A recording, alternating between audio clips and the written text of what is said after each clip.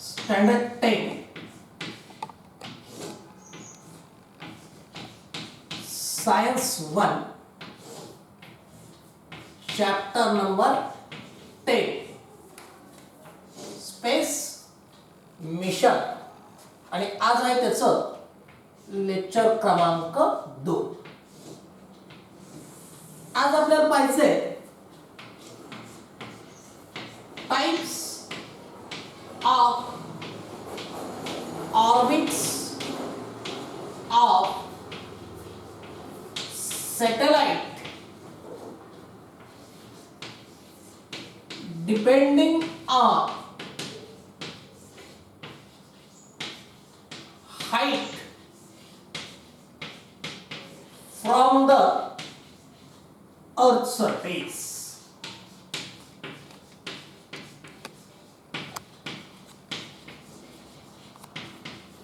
काय अर्थ होतो याचा? Types of orbits of satellite, सॅटेलाइटच्या ऑर्बिटचे प्रकार डिपेंडिंग कशावर अवलंबून आहेत?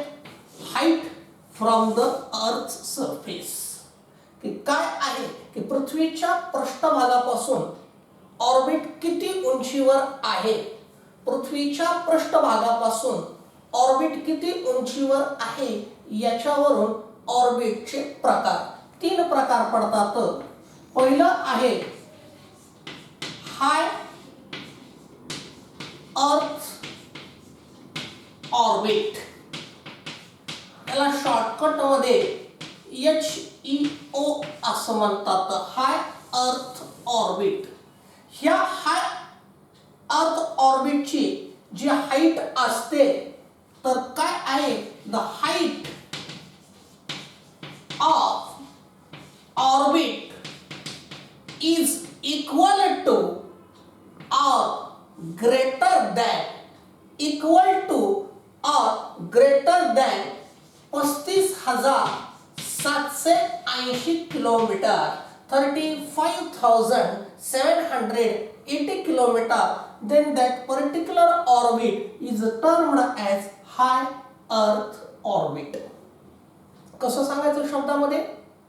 If height of orbit of satellite, if height of orbit of satellite is equal to or greater than 35,780 kilometer from the surface of Earth, then it is termed as high Earth orbit. आणि ह्या high Earth orbit जे असतात हे काय असतात? Generally याचे असतात equatorial plane मध्ये असतात. The satellite revolve in a orbit parallel to equator.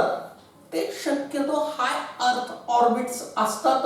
याच्यामध्ये काय असतात की they are used for geostationary satellites. Generally geostationary satellites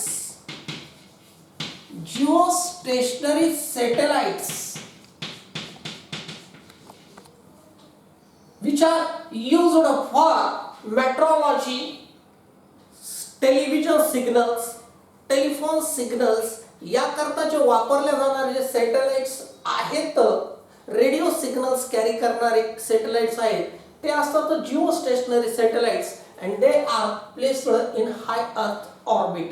आता जिओस्टेशनरी म्हणजे काय असतं तो लक्षात घ्या.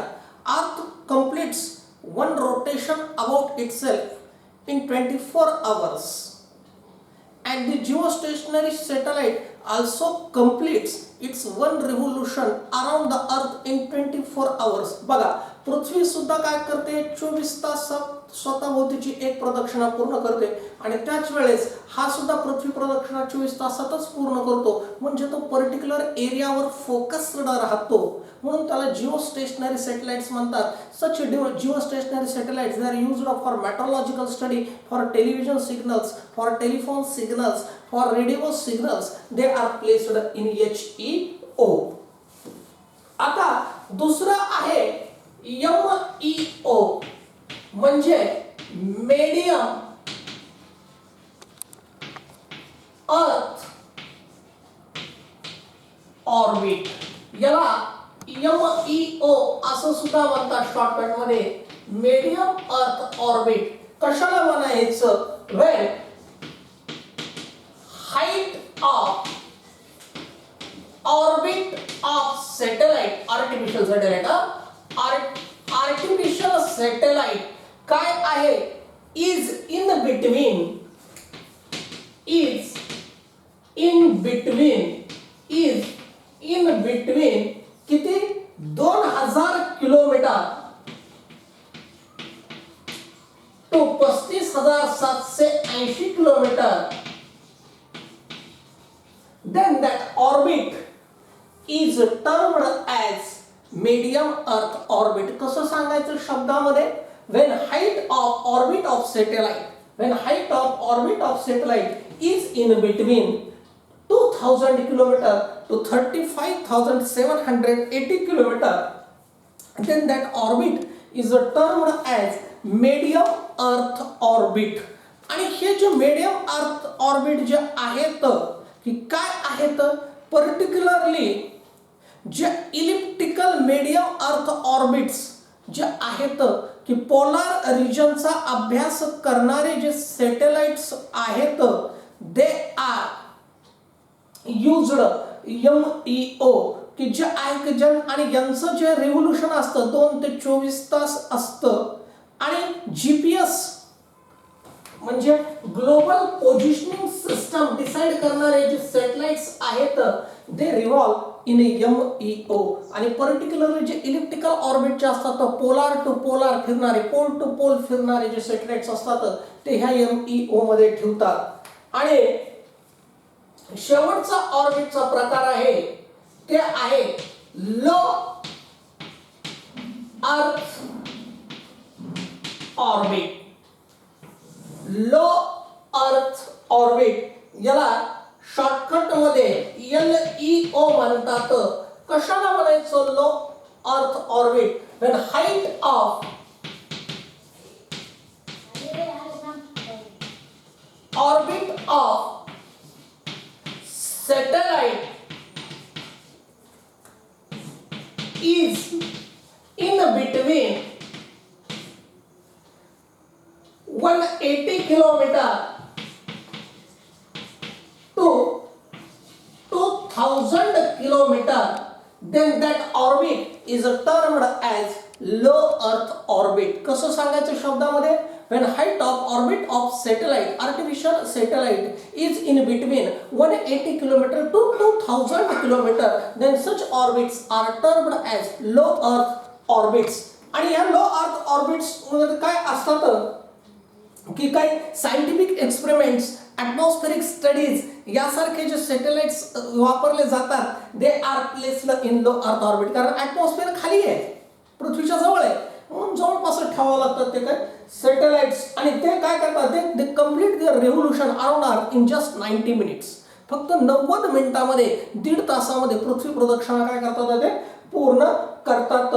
आणि याचं जे वैशिष्ट्य आहे, इंटरनॅशनल स्पेस स्टेशन, आंतरराष्ट्रीय अंतराळ स्थानक, इंटरनॅशनल स्पेस स्टेशन, हे मुद्दाम लक्षात ठेवा. इंटरनॅशनल स्पेस स्टेशन आणि हबल टेलिस्कोप, नवीला पाहिलेले आपण हे हबल टेलिस्कोप, हे जे 2 महत्त्वाचे जगाच्या दृष्टीने स्ट्रक्चर्स आहेत, दे आर प्लेस्ड इन LEO. एक मार्काला आपल्याला येऊ शकतं, name the 2 structures, man-made structures placed in LEO. Satellites पेक्षा सुद्धा हे काय ते सॅटेलाइट आहेत का? 2 नाही. हबल टेलिस्कोप सॅटेलाइट आहे का? नाही. इंटरनॅशनल स्पेस स्टेशन सॅटेलाइट आहे का? नाही. Though they are not satellite but they are placed in low earth orbits. की त्या लो अर्थ ऑर्बिटच्या तिथं काय आहे तर ते प्लेस आहेत. आणि याची डायग्राम दिलेली तुम्हाला. एखाद्या वेळेस बोर्डावाले काय करतील, डायरेक्ट डायग्राम काढतील आणि 3 मार्काला तुम्हाला डिस्क्राइब करायला सांगतील. ती डायग्राम आहे 5 क्रमांक 139 वर काढतो मी. पहा, असे अर्थ दिलेली आहे आणि काय आहे ऑर्बिट्स दिलेले आहेत की MEO, HEO आणि LEO ही काय आहे? अर्थ आहे. सगळ्यात त्याच्या भोवती पहिलं जवळ काय आहे हे LEO, त्यानंतर काय आहे MEO, आणि MEO दोन्ही प्रकारचे असू शकतात, आणि शेवटी जे आहे ते दिलेलं HEO. हे पहा अशी आकृती काढल्या जाईल आणि आपल्याला म्हणतील हे नंबर 1, हे नंबर 2, हे नंबर 3 काय करा मेन्शन करा. तर नंबर 1 जे आहे ते काय आहे ते आहे LEO, नंबर 2 हे MEO 2 आहेत, हे पण MEOच आहे, आणि नंबर 3 काय HEO आहे. तुम्हाला डायरेक्ट ऑर्बिट्स ऑफ सॅटेलाइट अशी पान क्रमांक 139 डायग्राम दिलेली बघा, नीट लक्ष द्या, पुस्तक काढा. हर डायग्राम कुछ कहती है. तुम्हाला 3 मार्काला प्रश्न विचारतील, तिथं लेबल करणार नाहीत, ते 1 2 3 करतील, अशी डायग्राम काढतील आणि म्हणतील काय म्हणतील की डिस्क्राइब 1 2 3. हो, आपण बाजूवाल्या सवय बघायचं डिस्क्राइब 1 2 3 त्याने काय केलंय. हो काय आहे हे 1 2 3. मग सगळ्यात पहिल्यांदा ऑर्बिट्स ऑफ सॅटेलाइट आहे, आणि मग आपल्याला डिस्क्राइब करावं लागेल HEO म्हणजे काय. मग सांगावं लागेल when height of orbit of satellite is equal to or more than 35,780 kilometres then it is called as high earth orbits. आणि जिओ स्टेशनरी सॅटेलाइट्स त्याच्यामध्ये प्लेस केले जातात. MEO काय आहे, when height of orbit of satellite is in between 2000 kilometre to 35,780 kilometre then it is called as medium earth orbit. GPS decide करणारे satellites त्याच्यामध्ये place केले जातात. आणि LEO काय आहे, लो अर्थ ऑर्बिट काय, when height of orbit of satellite is in between 180 kilometre to 2000 kilometre then that particular orbit is termed as low earth orbit. Hubble telescope, international space station किंवा atmospheric studies करणारे जे काय satellites आहेत ते LEO मध्ये आहेत, आणि त्यांची पान क्रमांक 139 वरची डायग्राम आलं. तर 3 मार्काचा काय आहे हा प्रश्न आहे, जो आवर्जून ह्यावेळेस येऊ शकतो. आता आपला पुढचा मुद्दा आहे SLV. SLV म्हणजे satellite launch vehicle.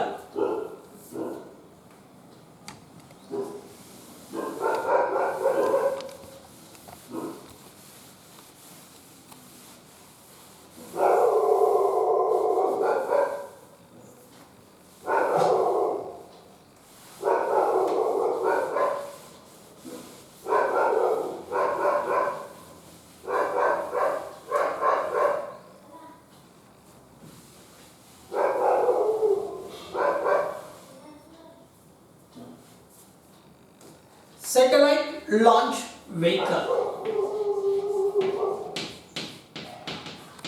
Satellite launch vehicle. हा एखादा सॅटेलाइट लॉन्च करायचा असेल, पृथ्वीपासून बाहेर पाठवायचा असेल, तर त्याच्यासाठी वाहन लागतं. त्या वाहनाला म्हणायचं SLV, सॅटेलाइट लॉन्च व्हेकल्स. आणि 2 प्रकारचे असतात. एक असतं GSLV, ज्याला geostationary satellite launch vehicle म्हणतात, G for geostationary satellite launch vehicle. आणि PSLV त्याला म्हणायचं पोलार सॅटेलाइट लॉन्च व्हेकल.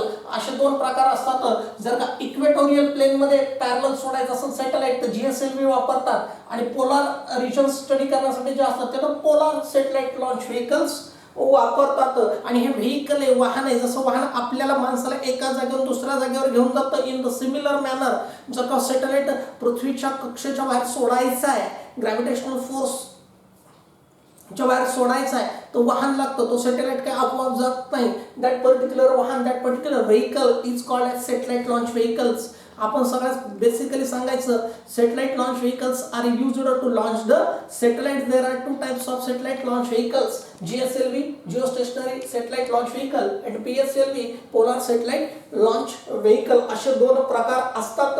आणि हे लॉन्च व्हेकल्स काय करतात, दे place the satellite in the particular orbit. ते मग आपल्याला पाहिलेत आपण HEO मध्ये सोडायचं, MEO सोडायचं का LEO मध्ये सोडायचं, तिथे हे लॉन्च करतात. and the functioning of satellite launch vehicle is based on Newton's third law of motion. Functioning of satellite launch vehicle is based on Newton's third law of motion. Functioning of satellite launch vehicle is based on Newton's third law of motion. Functioning of SLV satellite launch vehicle is based on Newton's third law of motion. मुद्दाम परत परत सांगतो, एक मार्काची रिकामी जागा आहे. चुकी बरोबर आहे की कशावर काम करतं हे एसएलव्ही? न्यूटन्स थर्ड लॉ ऑफ मोशनवर काय करतं, हे काम करतं. द लॉन्च व्हेकल जे आहे it uses specific type of fuel. हो, एक विशिष्ट प्रकारचं इंधन असतं. आपल्या मोटरसायकलमध्ये पेट्रोल त्याला नाही चालत. It uses the specific type of fuel. एक काय आहे, विशिष्ट प्रकारचं काय असतं, इंधन त्याला लागतं. आणि मग काय होतं, the gas produced due to combustion of this fuel. मग तुम्ही टीव्हीवर वगैरे पाहिलं असेल बातम्यामध्ये, किंवा तुम्ही युट्यूबवर सुद्धा एसएलव्हीचे लॉन्चिंगचे व्हिडिओज बघू शकता. काय केलं जातं, दॅट फ्युएल इज इग्निटेड. ते फ्युएल काय केलं जातं, इग्नाइट केल्या जातं. And then combustion of this fuel is carried out inside the SLV. आणि एसएलव्हीच्या आतमध्ये त्याचं कंबशन कॅरी आउट केलं जातं. आणि मग तिथं काय तयार होतं की हाय टेम्परेचर आणि हाय प्रेशरचा तिथं काय तयार होतो, गॅस तयार होतो, which is given out through small nozzle in downward direction and SLV moves in upward direction. आता वाहन कोणतं वापरायचं, आपण जरी साधं प्रवासाला निघालो तो वाहन कोणतं वापरायचं ते ठरवतो. हो, की 4 माणसं की ह्या गावाला जायचं, मग कार पाहिजे का जीप पाहिजे का मोठा टेम्पो पाहिजे का ट्रक पाहिजे, आपण ठरवतो. थोड्या प्रवासासाठी सुद्धा वाहन येतं तर लांब जायचे, अनंताच्या प्रवासाला जायचे. आणि मग हे वाहन ठरवताना सुद्धा क्रायटेरिया असतो. काय असतो, the structure of launch vehicle it is decided by weight of satellite and type of satellite orbit. काय आहे स्ट्रक्चर ऑफ एसएलव्ही? एक मार्कासाठी किंवा 2 मार्कासाठी लक्षात घ्या. Structure of satellite launch vehicle is decided by number 1 weight of satellite आणि number 2 type of orbit. ह्या 2 गोष्टीवर structure of एसएलव्ही काय केलं जातं, डिसाइड केलं जातं. प्रत्येक सॅटेलाइटचा काय एसएलव्ही सॅटेलाइट लॉन्च व्हेकल सारखा नसतो, वेगवेगळा असतो. प्रथमदर्शनी सकृतदर्शनी ते जरी सारखा वाटत असला आपल्याला चित्रामध्ये बातमीमध्ये, पण त्याचे जे असतात त्याचं स्ट्रक्चर भिन्न असतं. That structure of SLV it depends upon, it is decided by weight of satellite. सॅटेलाइटचं वजन किती आहे आणि कोणत्या ऑर्बिटमध्ये सॅटेलाइट सोडायचं आहे, एलईओ मध्ये सोडायचं आहे, एमईओ मध्ये सोडायचं आहे, एसईओ मध्ये सोडायचं आहे, त्याच्यावर काय असतं याचं स्ट्रक्चर ठरतं. आणि इवन काय आहे की fuel of vehicle also depends upon this factors. हो, की फ्युएल कोणतं वापरायचं आणि किती वापरायचं ते सुद्धा ह्याच फॅक्टरवर अवलंबून असतं. बरोबर आहे की नाही? आपण समजा लांब जायचं असेल तर गाडीत जास्त पेट्रोल टाकतो की नाही. मग एचईओ मध्ये जायचं, हाय अर्थ ऑर्बिटमध्ये जायचं, 35,780 किलोमीटर जायचे, मग फ्युएल कसं लागेल, जास्तच लागेल की नाही. आणि एलईओला कमी लागेल ऑब्विसली. तर हे जे आहे की fuel also depends upon this 2 factors, weight of satellite and type of orbit. आणि हे जे आहे the fuel forms the major portion of total weight of SLV. हो, की जो सॅटेलाइट लॉन्च व्हेकल आहे ह्या व्हेकलचा मोस्ट ऑफ पार्ट त्या पेट्रोलच्या टाक्यांनी व्यापून गेलेला असतो. कारण 35,780 किलोमीटर वरी जायचं म्हणजे फ्युएल काय कमी लागतं का? तर weight of fuel it is the major problem with this SLV and major part of SLV it is occupied by this fuel tanks. हे जे फ्युएल टँक्स आहेत याला जोडलेले तेच काय काय असतात की त्याचा आणि मुख्य भाग त्यांनीच व्यापलेला असतो. आणि काय होतं की this vehicle has to carry the large weight of fuel with it. म्हणून व्हेकलला खूप मोठं फ्युएल सोबत घेऊन जावं लागतं. टू ओव्हरकम दिस प्रॉब्लेम, हा प्रॉब्लेम ओव्हरकम करण्यासाठी, याच्यावर मात करण्यासाठी launch vehicle more than 1 stage are used. हो, म्हणून launch vehicles more than 1 stage म्हणजे launch vehicles more than 1 stage are used. म्हणजे काय, मराठी ऐकून घ्या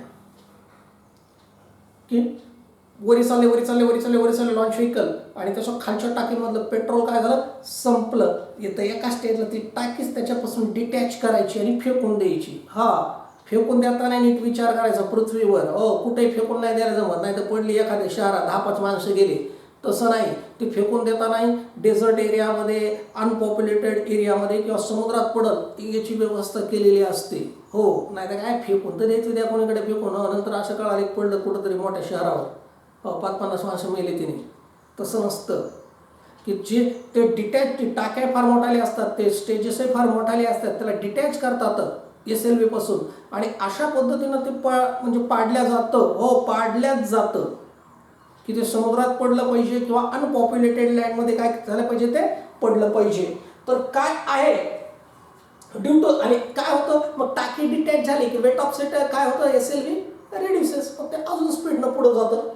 मग काय होतं to overcome this problem launch vehicle more than one stage is used आणि due to this weight of vehicle can be reduced by step की टाकीतलं पेट्रोल सगळं टाकी फेकून दिली. त्याच्यामुळे काय होतं की स्टेप बाय स्टेप SLVचं वजन काय होतं कमी होत जातं. आणि त्याच्यासाठी काय आहे की पहिल्या स्टेजमध्ये काय केलं जातं fuel and engine are used in first stage.